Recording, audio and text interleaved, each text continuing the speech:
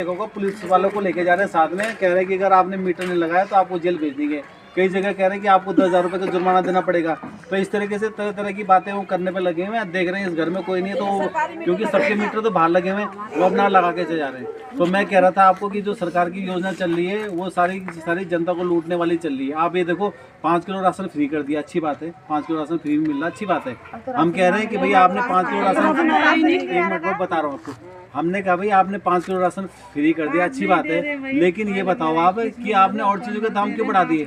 टमाटर 80 रुपये किलो हो गए, किसने बोला कि 80 रुपये किलो मिल रहे हैं। दाल देखो, तेल देखो, चीनी देखो, साबुन देखो, आप हर चीज़ देखो ना कि उनके दाम बढ़ा दिए। मतलब ये कहने का मतलब मेरा ये है कि आपको सरकार जो है एक चीज फ्री में दे रही है तो और चीजों से वसूली करके जो है, हम तो कह रहे हैं कि कोई चीज फ्री बना दे लेकिन रेट कम कर दे। वही बता रहा हूँ मैं आपको कि 5 किलो राशन गरीबों को, 5 किलो राशन गरीबों को दे रही है। सुनो दीदी, 5 किलो राशन गरीबों को दे रही है, लेकिन बदले में क्या कर रही है, और चीजों के दाम बढ़ा करके और चीजों में वसूली कर दे रही है। हम कह रहे वो हमारे गरीबों के समझ में नहीं आ रहा। गरीब बोल रहे खुश हो रखे हैं, हमको 5 किलो राशन मिल गया, हम तो सरकार को ही चाहते हैं ना। तो ये लगाओ कि आज की डेट में महंगाई बहुत ज़्यादा बढ़ गई है। आम जनता का जो है जीना मुश्किल हो गया। जो गरीब आदमी है ना, बताओ मेहनत मजदूरी तो रही नहीं, कहाँ से कमाएगा, खाएगा, बच्चों का पालन पोषण करेगा, लिखाएगा, पढ़ाएगा, है कि नहीं।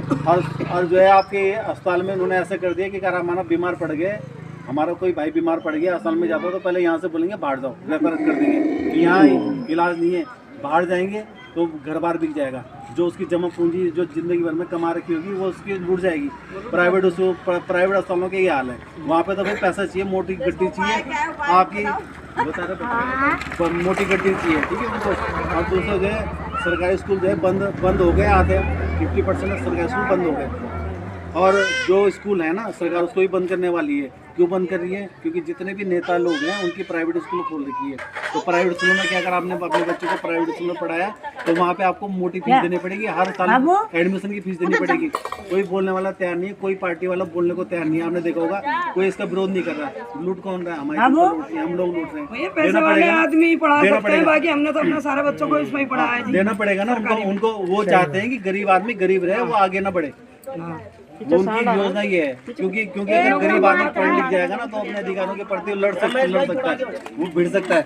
लेकिन वो जो है वो जानबूझकर वो कर रहे हैं, है ना। और दूसरा नौकरी खत्म कर दी उन्होंने, नौकरी नहीं है। अब आप अपने बच्चों को पढ़ा रहे हो तो भूल जाओ कि उनको नौकरी मिलेगी, क्योंकि उन्होंने नौकरी कर दी, उपनल की कर दी, सविता की कर दी, अग्निवीर कर दी, जो पक्की पौध होती है कच्ची कर दी। 5 साल में आपको जनवरी में अग्निवीर की पोस्ट आ रही है, पता होगा आपको। तो जनवरी में अग्निवीर की पोस्ट आ रही है। 5 साल के बाद जो आपका बच्चा वहाँ से भी निकल जाएगा।